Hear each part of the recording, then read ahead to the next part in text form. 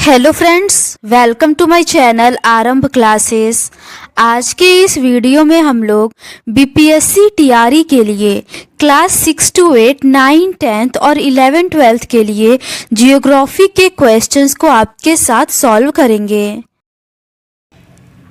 इस बुक में एनसीईआरटी के क्लास 6 से लेके 12 तक सभी चैप्टर्स के एमसीक्यूज दिए हुए हैं।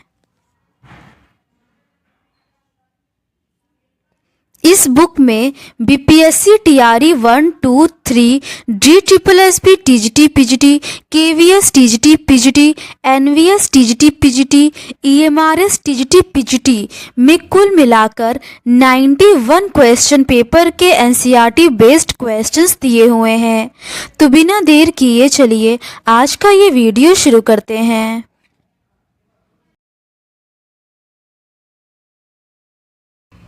इसके ऊपर के क्वेश्चंस का डिस्कशन हम लोगों ने इस सीरीज के पहले के पार्ट में कर लिया है। आज हम लोग उसके आगे के क्वेश्चंस का डिस्कशन आपके साथ करेंगे। आगे के प्रश्न रेल परिवहन एवं वायु परिवहन से संबंधित है। क्वेश्चन नंबर 107 है, ट्रैक पर दो समांतर रेलों के बीच की दूरी को क्या कहते हैं? इसका सही आंसर है option A, gauge. Rail track पर दो समांतर पटरियों के बीच की दूरी को गेज कहते हैं। रेल मार्ग लंबी दूरी तक स्थूल वस्तुओं और यात्रियों के स्थल परिवहन की विधा है। रेल लाइनों की चौड़ाई प्रत्येक देश में अलग अलग पाई जाती है, जिन्हें सामान्य तथा बड़ी 1.5 मीटर से अधिक, मानक 1.44 मीटर और मीटर लाइन 1 मीटर और छोटी लाइन में वर्गीकृत किया जाता है। मानक लाइन का उपयोग ब्रिटेन में किया जाता है। अगला प्रश्न है, निम्नलिखित में कौन सा महाद्वीपीय रेल मार्ग रूट उस प्लाटा दर्रा से गुजरता है? इसका सही आंसर है option C, trans South American. पार दक्षिणी अमेरिका महाद्वीपीय रेल मार्ग रूट उस प्लाटा दर्रा से गुजरता है, जो एंडीज पर्वतों के पार 3900 मीटर की ऊंचाई पर अवस्थित उस प्लाटा दर्रे से गुजरता हुआ ब्यूनस आयर्स को वालपेराइजो से मिलाता है।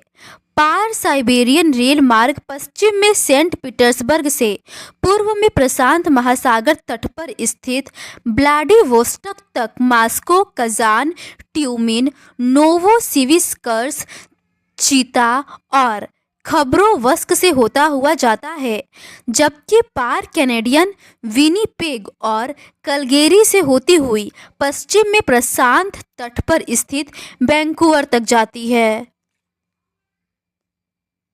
अगला प्रश्न है, पार साइबेरियन रेलवे लाइन के पूर्वी छोर का रेलवे स्टेशन निम्नलिखित में से कौन सा है? इसका सही आंसर है ऑप्शन बी, व्लादिवोस्टोक। अगला प्रश्न है, निम्नलिखित देशों में से कौन सा विश्व के कुल वायु मार्गों के 60% भाग अकेले एक देश में पाया जाता है? इसका सही आंसर है ऑप्शन सी, संयुक्त राज्य अमेरिका। विश्व के कुल वायु मार्गों के 60% भाग अकेले एक देश संयुक्त राज्य अमेरिका में पाया जाता है। उत्तरी गोलार्ध में अंतर महाद्वीपीय वायु मार्ग की एक सुस्पष्ट पूर्व पश्चिम पेटी है। पूर्वी संयुक्त राज्य अमेरिका, पश्चिमी यूरोप और दक्षिण पूर्व एशिया में वायु मार्गों का सघन जाल पाया जाता है। न्यूयॉर्क, लंदन, पेरिस, एम्स्टर्डम और शिकागो नोडी बिंदु हैं। अफ्रीका, रूस से एशियाई भाग और दक्षिणी अमेरिका में वायु सेवाओं का अभाव है। दक्षिणी गोलार्ध में 10 से 35 डिग्री अक्षांशों के मध्य अपेक्षाकृत विरल जनसंख्या, सीमित स्थलखंड और आर्थिक विकास के अभाव के कारण सीमित वायु सेवाएं उपलब्ध हैं।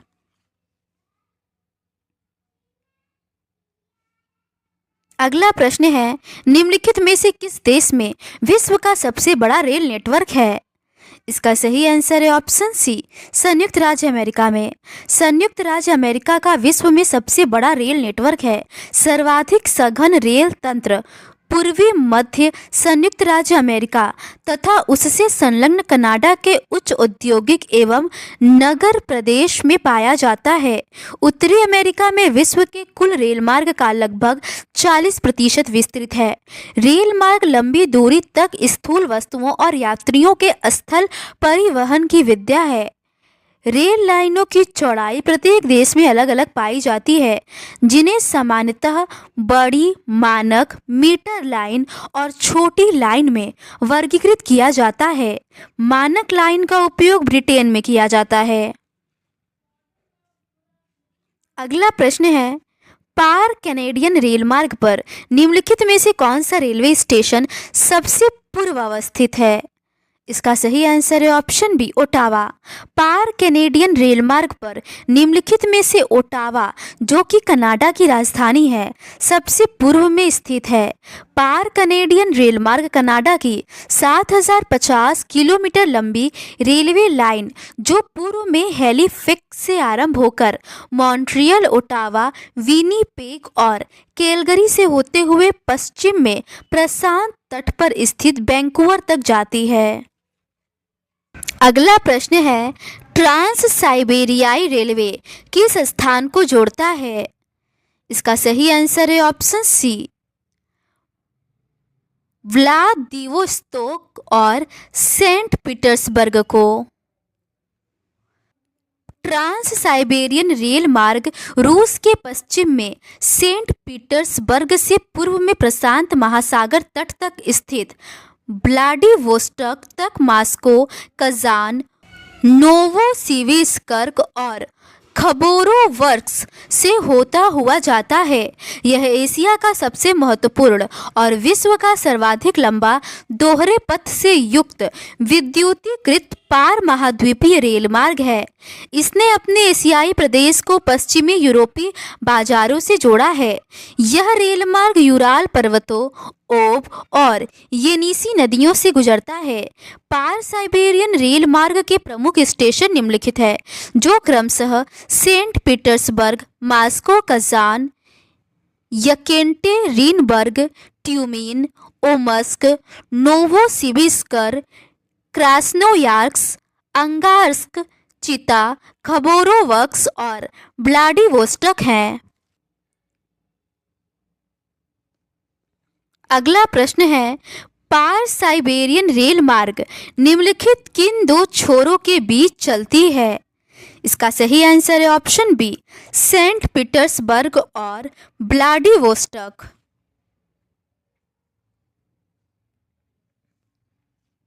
अगला प्रश्न है, निम्नलिखित पार महाद्वीपीय रेल मार्ग में से कौन सबसे लंबा है? इसका सही आंसर है option C, trans Siberian rail मार्ग। अगला प्रश्न है, निम्नलिखित में से कौन पार साइबेरियन रेल मार्ग के पश्चिम ओर पर स्थित है? इसका सही आंसर है ऑप्शन बी, सेंट पीटर्सबर्ग। अगला प्रश्न है, निम्नलिखित में से पार कैनेडियन रेल मार्ग का पूर्वी सिरे का स्टेशन कौन सा है? इसका सही आंसर है ऑप्शन सी, हैलिफैक्स। पार कैनेडियन रेल मार्ग कनाडा की 7050 किलोमीटर लंबी रेल लाइन है, जो पूर्व में हैलिफैक्स से प्रारंभ होकर मॉन्ट्रियल, ओटावा, विनीपेग और कैलगरी से होती हुई पश्चिम में प्रशांत तट पर स्थित वैंकूवर तक जाती है। इसका निर्माण 1886 में मूल रूप से एक संधि के अंतर्गत पश्चिमी तट पर स्थित ब्रिटिश कोलंबिया को राज्यों के संघ में सम्मिलित करने के उद्देश्य से किया गया था। पार कैनेडियन रेल मार्ग के प्रमुख स्टेशन इस प्रकार हैं: Halifax, Sydney, Quebec, Montreal, Ottawa, Sudbury, Winnipeg, Regina, Calgary, Kamloops, Vancouver इत्यादि। अगला प्रश्न है, निम्नलिखित देशों में से किसमें सर्वाधिक रेल घनत्व है? इसका सही आंसर है ऑप्शन सी, बेल्जियम में। बेल्जियम में रेल घनत्व सर्वाधिक अर्थात प्रति 6.5 वर्ग किलोमीटर क्षेत्र पर लगभग 1 किलोमीटर पाया जाता है। यूरोप में विश्व का सघनतम रेल तंत्र पाया जाता है। यहाँ रेल मार्ग लगभग 4,40,000 किलोमीटर लंबे हैं, जिसमें से अधिकांश दोहरे अथवा बहुमार्गी हैं। अगला प्रश्न है, ऑस्ट्रेलिया की राष्ट्रीय एयरलाइंस को किस नाम से जाना जाता है? इसका सही आंसर है ऑप्शन सी, क्वांटास। ऑस्ट्रेलिया की राष्ट्रीय एयरलाइंस को क्वांटास नाम से जाना जाता है। ट्रांस वर्ल्ड एयरलाइंस संयुक्त राज्य अमेरिका की है। लुफ्थांसा एयरलाइंस जर्मनी की है। रोशियन एयरलाइंस रूस की है। गरुड़ एयरलाइंस इंडोनेशिया की है। स्लोवाक एयरलाइंस स्लोवाकिया की है। नेशनल एयरलाइंस ईरान की है।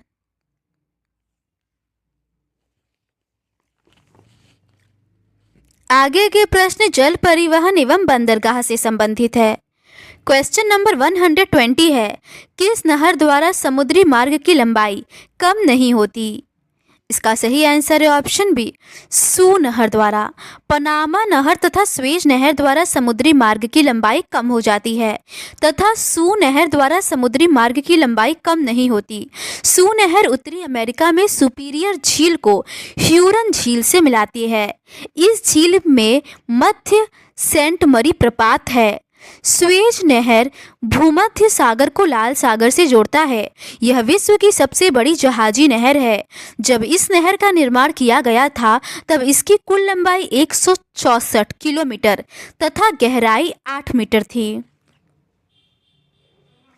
कालांतर में कई विस्तारों के बाद वर्तमान समय में इसकी कुल लंबाई 193.30 किलोमीटर और गहराई 24 मीटर तथा चौड़ाई 205 मीटर है। इस जल मार्ग के उत्तरी प्रवेश द्वार पर पोर्ट सईद एवं दक्षिणी प्रवेश द्वार पर स्वेज पत्तन स्थित है। स्वेज नहर का राष्ट्रीयकरण वर्ष 1956 में किया गया, जिसके बाद इस पर मिस्र का अधिकार है। पनामा नहर प्रशांत महासागर को कैरेबियन सागर से जोड़ती है। यह नहर उत्तरी तथा दक्षिणी अमेरिका के मध्य पनामा गणराज्य के पनामा जल डमरू मध्य को काटकर बनाई गई। पनामा नहर में 3 झीलें गाटून, ट्रेलोडो मिगवल तथा मिराफ्लोर्स स्थित हैं। अगला प्रश्न है, सू नहर और वेलेंड नहर का निर्माण निम्नलिखित में से किस जलमार्ग पर किया गया है? इसका सही आंसर है ऑप्शन ए, महान झीलें सेंट लॉरेंस जलमार्ग। सू नहर और वेलेंड नहर का निर्माण महान झीलें सेंट लॉरेंस जल मार्ग पर किया गया है। उत्तरी अमेरिका की वृहद झीलें सुपीरियर, ह्यूरन, ईरी तथा ओंटारियो सू नहर तथा वेलेंड नहर के द्वारा जुड़े हुए हैं तथा आंतरिक जलमार्ग की सुविधा प्रदान करते हैं। सेंट लॉरेंस नदी की एस्चुरी वृहद झीलों के साथ उत्तरी अमेरिका के उत्तरी भाग में विशिष्ट वाणिज्यिक जलमार्ग का निर्माण करती है। इस मार्ग पर स्थित मुख्य पत्तन डुलूथ व बफेलो सभी आधुनिक समुद्री पत्तन की सुविधाओं से युक्त हैं। अगला प्रश्न है, निम्नलिखित में कौन सा विश्व का सबसे बड़ा स्थलरुद्ध पत्तन है? इसका सही आंसर है ऑप्शन बी, सैन फ्रांसिस्को। विश्व का सबसे बड़ा स्थलरुद्ध पत्तन सैन फ्रांसिस्को है। यह संयुक्त राज्य अमेरिका के पश्चिम में प्रशांत महासागर के तट पर अवस्थित है। विशाखापट्टनम भारत का एक भू आबद्ध पत्तन है जो आंध्र प्रदेश में स्थित है। इसे ठोस चट्टान एवं बालू को काटकर एक नहर के द्वारा समुद्र से जोड़ा गया है। अगला प्रश्न है, निम्नलिखित किस समुद्री मार्ग को वृहद ट्रंक मार्ग कहा जाता है? इसका सही आंसर है ऑप्शन ए, उत्तरी अटलांटिक समुद्री मार्ग। उत्तरी अटलांटिक समुद्री मार्ग को वृहद ट्रंक मार्ग कहा जाता है। यह मार्ग औद्योगिक दृष्टि से विकसित विश्व के 2 प्रदेशों उत्तर पूर्वी संयुक्त राज्य अमेरिका और पश्चिमी यूरोप को मिलाता है। विश्व का 1/4 विदेशी व्यापार इस मार्ग द्वारा परिवहित होता है, इसीलिए यह विश्व का व्यस्तम व्यापारिक जलमार्ग है। इसके दोनों तटों पर पतन पोताश्रय की उन्नत सुविधाएं उपलब्ध हैं। पनामा नहर पूर्व में अटलांटिक महासागर को तथा पश्चिम में प्रशांत महासागर को जोड़ती है तथा स्वेज नहर का निर्माण मिस्र के उत्तर में पोर्ट सईद एवं दक्षिण में स्थित पोर्ट स्वेज के मध्य भूमध्य सागर एवं लाल सागर को जोड़ने हेतु किया गया। अगला प्रश्न है, राइन जल मार्ग रोटरडम से निम्नलिखित किस स्थान तक नौकायान योग्य है? इसका सही आंसर है ऑप्शन ए, बेसल स्विट्जरलैंड। राइन जल मार्ग रोटरडम में अपने मुहाने से लेकर स्विट्जरलैंड में बेसल तक यह 700 किलोमीटर लंबाई में नौकायन योग्य है। राइन नदी जर्मनी और नीदरलैंड से होकर प्रवाहित होती है। रूर नदी पूर्व से आकर राइन नदी में मिलती है। यह नदी एक संपन्न कोयला क्षेत्र से होकर प्रवाहित होती है तथा संपूर्ण नदी बेसिन विनिर्माण क्षेत्र की दृष्टि से अत्यधिक संपन्न है। इस प्रदेश में डसलडोर्फ राइन नदी पर स्थित पत्तन है। रूर के दक्षिण में फैली पट्टी से होकर भारी वस्तुओं का आवागमन होता है। यह जलमार्ग विश्व का अत्यधिक प्रयोग में लाया जाने वाला जलमार्ग है। यह जलमार्ग स्विट्जरलैंड, जर्मनी, फ्रांस, बेल्जियम तथा नीदरलैंड के औद्योगिक क्षेत्रों को उत्तरी अटलांटिक समुद्री मार्ग से जोड़ता है। अगला प्रश्न है, निम्नलिखित में से कौन सा अंतर्देशीय पतन नहीं है? इसका सही आंसर है ऑप्शन बी, एथेंस। एथेंस एक बाह्य पतन है, न कि अंतर्देशीय पतन। एथेंस तथा यूनान में इसके बाह्य पतन पीरेडेयस एक कुछ कोटि का संयोजन है। अंतर्देशीय पतन समुद्री तट से दूर स्थित होते हैं। ये समुद्र से एक नदी अथवा नहर द्वारा जुड़े होते हैं। ऐसे पतन चौरस तल वाले जहाज या बजरे द्वारा ही गम्य होते हैं। उदाहरण स्वरूप मैनचेस्टर, मैनहीम, ड्यूसबर्ग, हुगली नदी आदि अंतर्देशीय पतन हैं। अगला प्रश्न है, निम्नलिखित में से कौन सा बाह्य पतन है? इसका सही आंसर है ऑप्शन ए, पिरेयस। पिरेयस एक बाह्य पतन का उदाहरण है। बाह्य पतन गहरे जल का पतन होता है जो वास्तविक पतन से दूर बने होते हैं। ये उन जहाज़ों जो अपने बड़े आकार के कारण उन तक पहुंचने में अक्षम है को ग्रहण करके पैतृक पतनों को सेवाएं प्रदान करते हैं।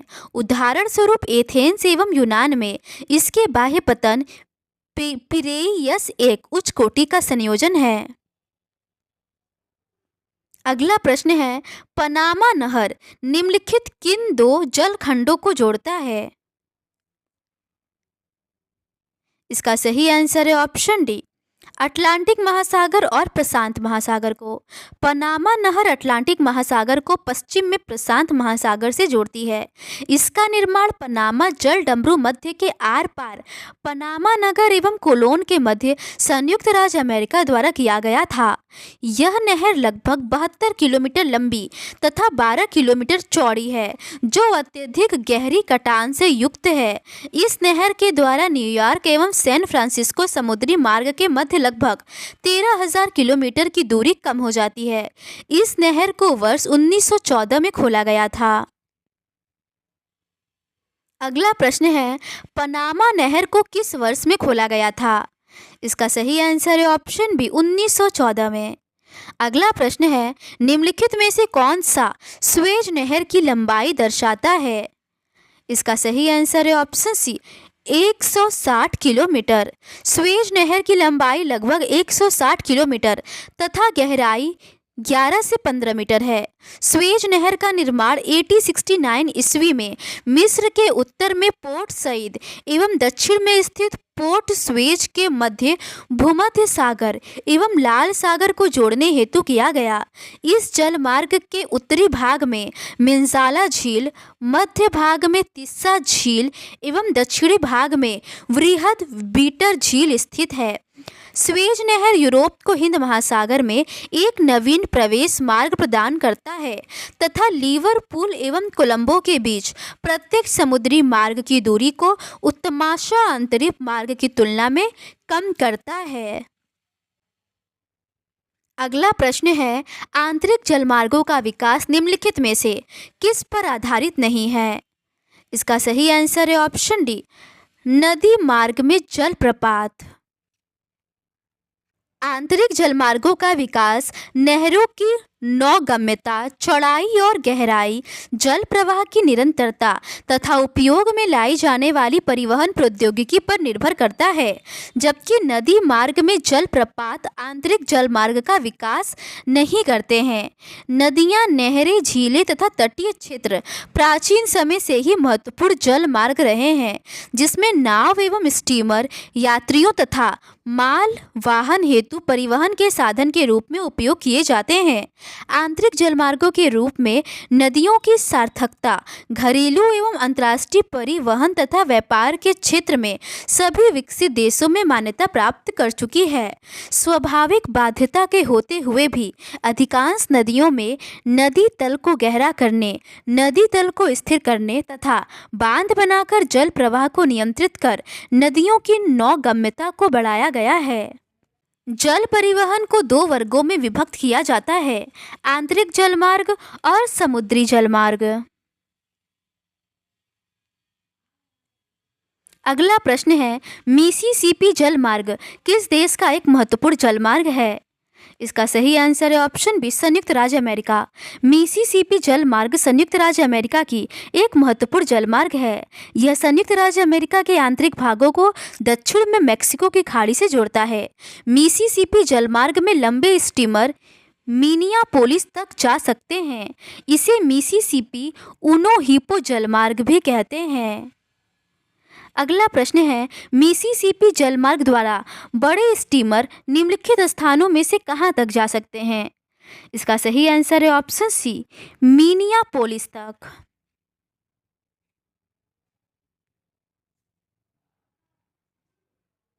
अगला प्रश्न है, व्यापार मार्गों और परिवहन नेटवर्क को प्रभावित करने वाले मुख्य कारक क्या हैं? इसका सही आंसर है ऑप्शन डी, उपर्युक्त में से एक से अधिक। व्यापार मार्गों और परिवहन नेटवर्क को प्रभावित करने वाले मुख्य कारक तकनीकी प्रगति, राजनीतिक स्थिरता और सरकारी नीतियां तथा भौगोलिक स्थिति आदि हैं। अगला प्रश्न है, मेक्सिको की खाड़ी से उत्तर पूर्वी राज्यों को भेजने के लिए बिग इंच का प्रयोग किया जाता है। इसका सही आंसर है ऑप्शन ए, पेट्रोलियम। मेक्सिको की खाड़ी से उत्तर पूर्वी राज्यों को पेट्रोलियम भेजने के लिए बिग इंच पाइपलाइन का प्रयोग किया जाता है। यह पाइपलाइन संयुक्त राज्य अमेरिका के उत्पादक क्षेत्रों से उपभोग क्षेत्रों के मध्य विस्तृत है। इस पाइपलाइन के माध्यम से तरल पदार्थ जैसे जल, खनिज तेल तथा प्राकृतिक गैस का अबाध्य रूप से प्रवाह रहता है। आगे के प्रश्न कृषि एवं पशुपालन से संबंधित है। क्वेश्चन नंबर 135 है, विश्व का कौन सा महाद्वीप चावल का सबसे बड़ा उत्पादक है? इसका सही आंसर है ऑप्शन ए, उपर्युक्त में से कोई नहीं। एशिया महाद्वीप विश्व का सर्वाधिक चावल उत्पादन करने वाला महाद्वीप है। चावल एशिया की सर्वप्रमुख फसल है। चावल उष्ण आर्द्र जलवायु का पौधा है, जिसकी कृषि सबसे अधिक मानसूनी जलवायु वाले क्षेत्रों में की जाती है। चावल के सर्वाधिक उत्पादन के कारण एशियाई संस्कृति को चावल संस्कृति भी कहा जाता है। अगला प्रश्न है, निम्नलिखित में से चावल के वर्गीकरण का एक प्रकार कौन सा है? इसका सही आंसर है ऑप्शन सी, जेपोनिका और इंडिका। जेपोनिका और इंडिका चावल के वर्गीकरण का एक प्रकार है। चावल विश्व की प्रमुख खाद्य फसल है। यह उष्णकटिबंधीय और उपोष्णकटिबंधीय प्रदेशों का मुख्य आहार है। चावल के लिए उच्च तापमान 25 डिग्री सेल्सियस से ऊपर और अधिक आर्द्रता 100 सेंटीमीटर से अधिक वर्षा की आवश्यकता होती है। यह फसल चीका युक्त जलोढ़ मृदा, जिसमें जल रोकने की क्षमता हो, में सर्वोत्तम ढंग से बढ़ती है। अनुकूल जलवायविक दशाओं जैसे पश्चिम बंगाल और बांग्लादेश में चावल एक वर्ष में 2 से 3 फसलें उगाई जाती हैं। अगला प्रश्न है, चावल का सबसे बड़ा उत्पादक देश कौन सा है? 2025-26 के आंकड़ों के अनुसार चावल का सबसे बड़ा उत्पादक देश भारत है। अगला प्रश्न है, निम्नलिखित में से कौन सा देश विश्व में चावल का सबसे बड़ा उत्पादक है? इसका सही आंसर ऑप्शन ए भारत होगा।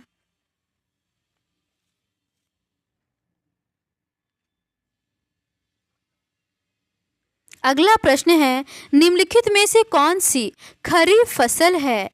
इसका सही आंसर है ऑप्शन ए चावल। चावल खरीफ की फसल है। भारत में 3 शस्य ऋतुएं हैं जो इस प्रकार हैं: रबी, खरीफ और जायद। रबी फसलों को शीत ऋतु में अक्टूबर से दिसंबर के मध्य बोया जाता है तथा ग्रीष्म ऋतु में अप्रैल से जून के मध्य काट लिया जाता है। गेहूं, जौ, मटर, चना और सरसों कुछ मुख्य रबी फसलें हैं। खरीफ की फसलें देश के विभिन्न क्षेत्रों में मानसून के आगमन के साथ बोई जाती हैं और सितंबर अक्टूबर में काट ली जाती हैं। इस ऋतु में बोई जाने वाली मुख्य फसलों में चावल, मक्का, ज्वार, बाजरा, तूर, मूंग, उड़द, कपास, जूट, मूंगफली और सोयाबीन शामिल है। रबी और खरीफ फसल ऋतुओं के बीच ग्रीष्म ऋतु में बोई जाने वाली फसलों को जायद फसल कहा जाता है। जायद ऋतु में मुख्यतः तरबूज, खरबूज, खीरा, सब्जियां और चारे की फसलों की खेती की जाती है।